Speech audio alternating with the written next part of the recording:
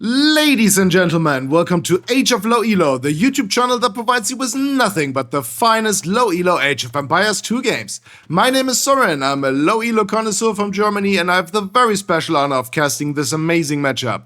Today we're looking at two champions in the medium low elo range, namely in the red at 555 elo, Eaglejet playing as the Franks, as well as in the blue at 576 elo, the Turtle Knight, playing as the Khmer. And before I introduce you to the civilization, I would like to show you the map generation for this arena matchup. Take a look at this amazingly bugged forest generation. I cannot wait to see how this impacts the progression of this game. Anyway, let me introduce you to the civilizations. We have, in the red, we have the Franks. The Franks are a cavalry civilization known for their high HP mounted units as well as their cheap castles. Their unique unit is the Throwing Axeman. The Khmer are a siege and elephant civilization. They don't require any buildings to age up. Their farmers don't require a mill or a town center to drop off food, and their villagers can garrison in houses to protect themselves. Their unique unit is the Ballista Elephant, which is basically a scorpion in the form of an elephant. The map is arena, no introduction necessary, you all know and love it. We have 5 relics on the map. One here, one here, one here, one here, one here. Very nice. And guys, if you're new to the channel, please consider clicking on that subscribe button and let's get into this. Now, another interesting civ matchup. While the Franks have high HP mounted units, they lack bloodlines and don't get the Hussar upgrade. As for their archery ranges, the Franks lack several key archery upgrades, including thumb ring, ballista, and bracer, as well as ring archer armor. Despite being a cavalry civilization, their infantry is actually quite strong. They get all the essential upgrades like halberdier, champion, gambesons, squires, arson, as well as all the infantry blacksmith upgrades. They have 2 unique techs, one of which is called Bearded Axe, which gives their Throwing Axeman +2 range. The other one is called Chivalry. It makes their stables work 40% faster. And Red just lured in his first boar. Very nicely done. He is still... Yeah, this villager is now... Okay. He's already luring in the second boar. Okay, very nice. And here you can already see Red's scout has entered the enemy base. I'm not sure if this is auto scout. Maybe this is auto scout. I don't know. Let's see if they say something in the chat maybe. Anyway, the Khmer. They are known for having amazing elephants. Not only do their battle elephants move 10% faster, both their unique techs improve their elephant units. First, there's the unique tech Tusk Swords, and okay, here, the first alarm going off. Yeah, Blue has noticed Red's scout has run into his base, and he has actually hit him with the town center arrows. Very nice. Anyway, let me introduce you to the Khmer unique techs. The first one is called Tusk Swords, which gives their battle elephants +3 attack. And then there's the Imperial Age unique tech Double Crossbow, which enables their Ballista Elephants and Scorpions to fire an additional projectile. They have great cavalry, except for the fact that they don't get the Paladin upgrade. Their archery range units are also pretty good. They get the Ballista upgrade, they can make hand cannoneers as well as heavy cav archers. And they got Parthian Tactics, which gives their mounted archers +1 melee and +2 pierce armor. And now Blue's scout has gone down to Red's town center. Wow, okay, there's a lot of action in this arena game already. Anyway, the Khmer infantry is lacking, but not outright horrible. They can make two-handed swordsmen, but they don't get the champion upgrade, and they don't get gambesons or squires, which means that their infantry is neither fast nor tanky.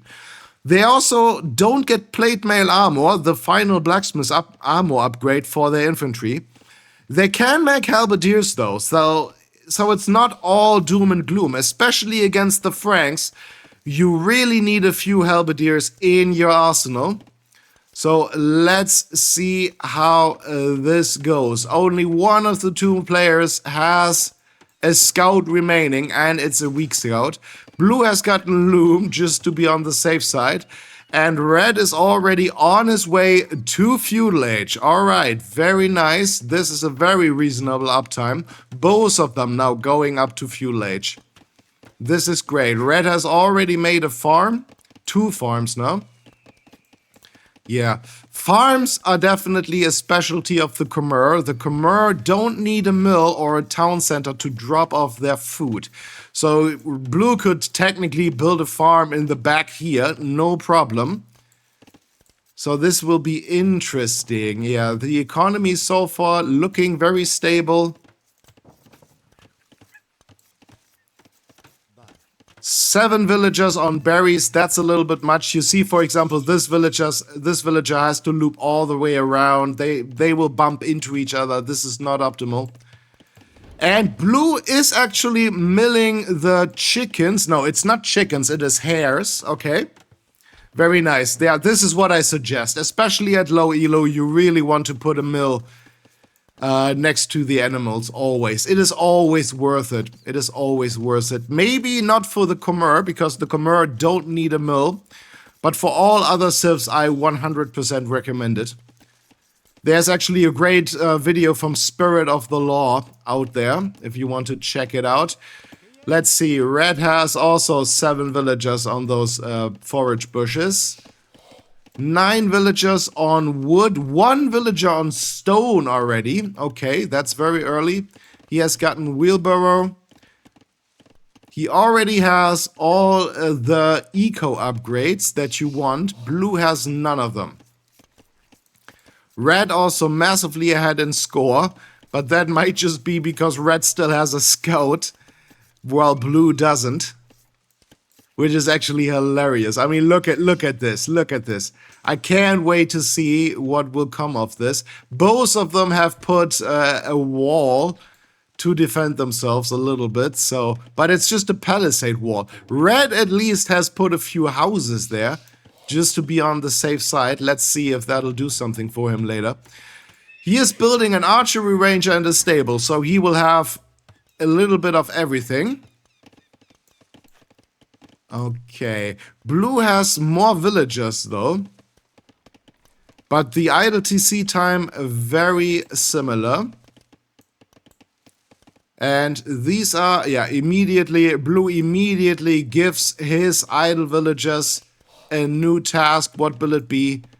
Will it be getting rid of those straggler trees? No, he's actually directing them to the wood line. This is great. Yeah, this lumber camp position is not amazing, but alright, it'll do. And here, this is what I meant. This is what I meant. The Khmer, they don't need a mill or a town center to drop off food. And blue is actually already on his way to Castle Age. Okay, this is actually great. This is great timing, yeah, and now he has... they're all bumping into each other. This is not optimal, but okay. It's at this elo, this is not a big deal. I will never understand why people don't just put houses here in the very back. Just a wall of houses in the very back, and then you never have to worry about getting housed. He's getting double bed axe, alright. And yeah, he already has horse collar. This is nice. He will soon be in Castle Age. Red has not clicked up just yet. His auto scout is still scouting around.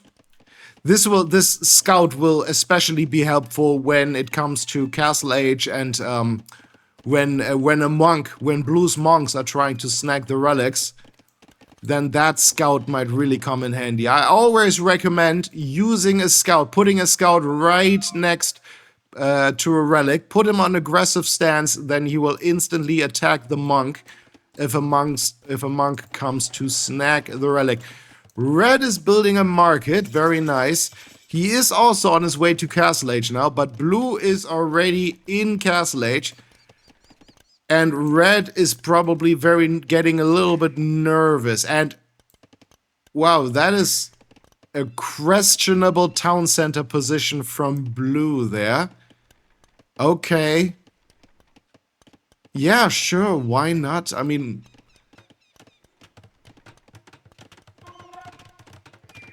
maybe just in case his palisade gate is being attacked, and then he can garrison some villages and shoot some arrows. I mean, I would always prefer a castle for that, but okay, blue does not have the stone for that just yet. This is alright. And red is already making a little bit of military. He is getting the man-at-arms upgrade, despite not having any infantry out there, but he has a skirmisher, an archer, and a scout. This is actually great. This gate, can you actually get... I don't even think you can get in there. Okay, no big deal. And a blacksmith going up there. Okay. Why not? He's getting handcart. This is also not a fantastic position, but then again, he doesn't really have that much space. Yeah, this is alright. At least you can use it as like a wood town center. Both of them very similar when it comes to idle TC time. Red a little bit higher when it comes to resources collected. Yeah, that might be due to the foragers working 15% faster. And he also got his eco upgrades a little bit quicker. Yeah, both of them producing a lot of villagers, but look at blue. Blue has 35 villagers, red only 26. That is because blue has made his second town center much earlier.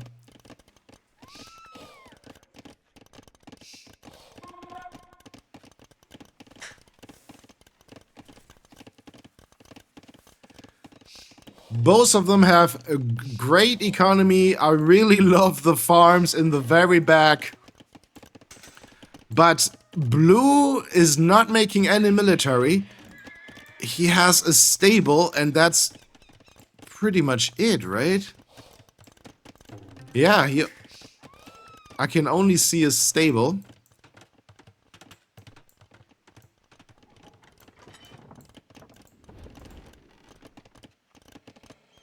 Yeah, I would highly suggest once you get to Castle Age, you really want to be making some military, especially when you're playing on a map like this.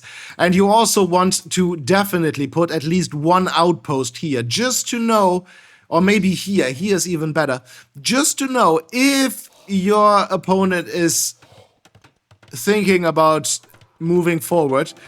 And red is already building a castle, a defensive castle. And a siege workshop. Oh, this is gonna be a problem. And another town center. Okay.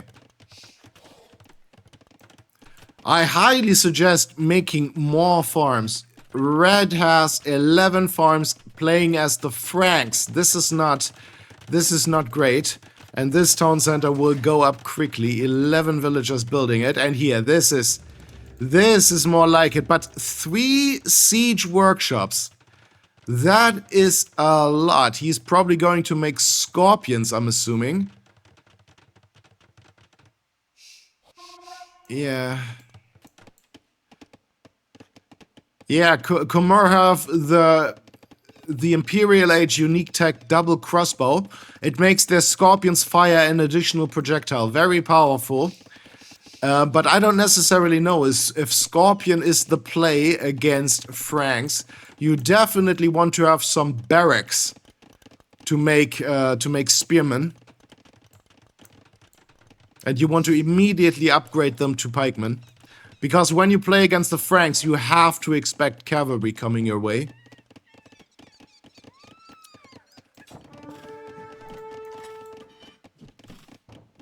And that castle does not have ballistics. So it will most likely miss all of the time. And red is building another house. Okay. And he's building archery ranges. Look, you really want to put some military... a little bit of military production here. And this is another town center. The third town center going up for blue. Red has really improved his villager production by a lot. He's now making villagers from 2 town centers. No, he is not. No, he doesn't make any villagers right now. But he does have, at least he has a monastery. Yeah, get those relics. Be careful, there is a scout out there. And these are foxes. Okay. Let's see if Blue's scout will notice. Yeah, Blue's probably thought he's smart by putting his scout in between two relics, but no. No, that did not work. And red is getting his first relic. That will definitely help him.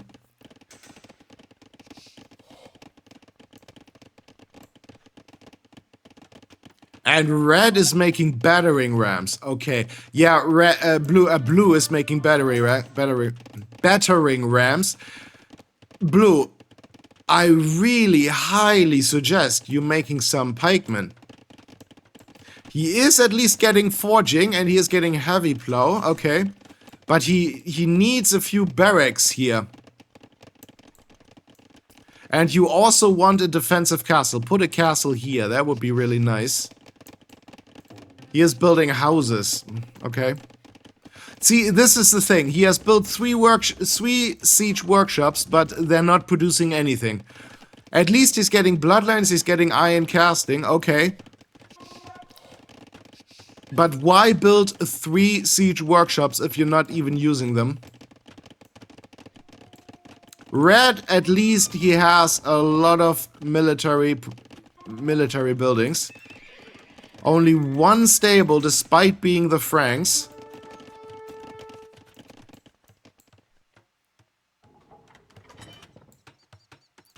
Okay, here, see, Blue's scout has killed Red's monk.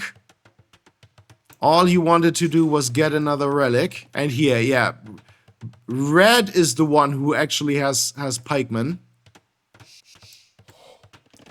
And Blue is now finally using his siege workshops to make battering rams and also a mangonel. Alright. But you still need something to protect those. You definitely want to have some pikemen protecting those scorpions and battering rams. Red's scout is chasing Blue's scout. Yeah, this is the end of Blue's scout. It is over for him. And Red is going up to Imperial Age. Okay. And he's building more houses as a little bit of a wall. I don't know. Yeah, okay. Okay, sure. But then...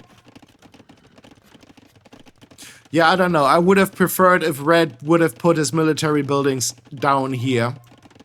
He wants to play this as a traditional arena map, attacking from the front. But he has seen that the arena map is bugged. Let me know in the comments if you ever encountered such a bug. I have seen it before, but only in a team game, not in a 1v1 yet. Red is getting scale mail elbow. He is getting ballistics. Alright. And he's getting forging. He almost has enough stone for another castle. Keep in mind, once he is in Imperial Age, he should immediately be able to build another castle because Franks get a 25% discount on their castles in Imperial Age. And Red really needs that castle because Blue is moving forward, and that is a lot of rams. That is a lot of rams.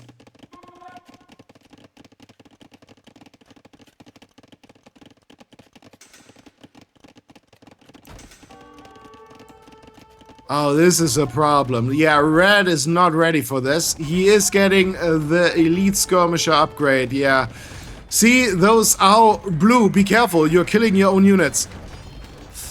Blue is attacking his own units with his mangonels. Ay, ay, ay. Oh, no. Oh, no. Oh. This is painful. Blue is attacking. Mangonels do friendly fire. So blue is actually attacking his own. He has rams. He is destroying his own rams with the mangonels. The town bell has been rung, and red has a lot of military in defense. He has knights, he has throwing axemen, he also has mangonels. But will it be enough? Red does not have a wall to protect his base anymore.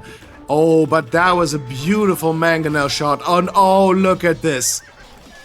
Blue lost 2 mangonels to red's mangonel shot. Yeah, and knights are so much stronger than scouts.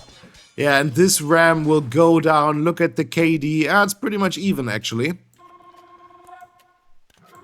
And blue is gonna attack, and red is housed. Oh, this is a problem for red. Red, you need to build another castle. You need to build a defensive castle. And I see pain in those villagers' future.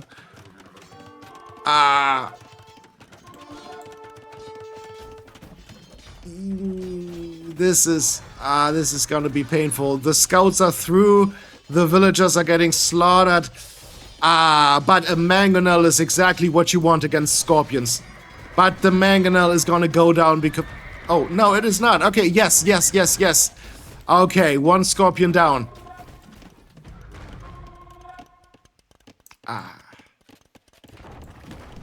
Red needs more pikemen. Oh, another beautiful mangonel shot. Red is a beast with his mangonel, but is it going to be enough? Those skirmishers are not going to accomplish anything. Those skirmishers are a complete waste of resources. They do nothing. Skirmishers are only good against archers. But those knights are shredding. Frank knights are no joke. But red does not have any defensive armor upgrades for his calf. And oh no. Blue is gonna build a castle forward. And he's bringing how many villagers? 15 villagers. Oh, but there is a mangonel from red. Just raiding, but the scouts are attacking. Is the mangonel going to survive? No, it is not. It is not surviving. And this castle... there's not enough space for the knights to go through. Oh, this is going to be painful. No, don't attack the scorpion, attack the villagers. The castle is almost halfway built. And red's military cannot engage. Oh, this is very painful. Yeah, the castle is going up. No question about it. No question about it. The castle is going up. It's not pretty, but it's going up. And this knight is not going through. It is just... Yeah, it is just stuck.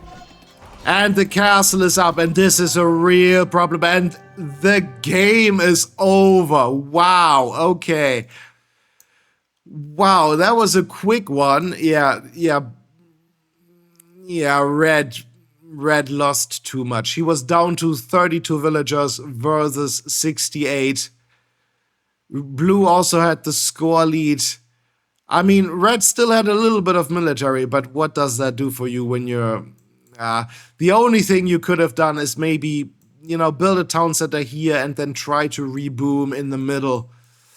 I don't know. A little bit early of a GG. Red could have, if he wanted to, he could have saved this. He could have made traps. He is an Imperial Age. His enemy is not.